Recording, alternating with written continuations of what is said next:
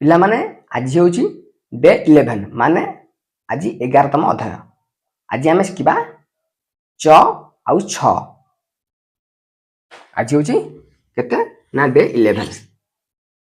च शिखा कि एवा गोले किटे नब गोले नै कि ऊपर एइभला करके एइभला करबो एटा होची च।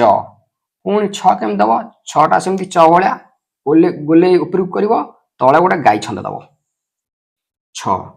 केमिति आउ थर देखो एवा गोले बुलिबो च च गोले बुले कि एइभला करबो च छटा केमिति से जेमिति च सेवा छ गोले बुले ऊपर जिवो छ तळे गोटे गाई छंद दबो गोटे गाई छंद दबो।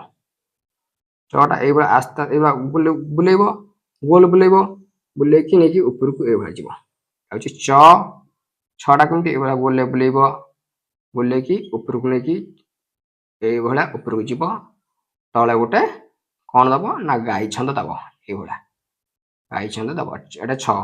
थर लेखिबो च थर लेखिबो डाकिबो थर लेखिबो त थर डाकिबो च छ थर लेखिबो थर डाकिबो छ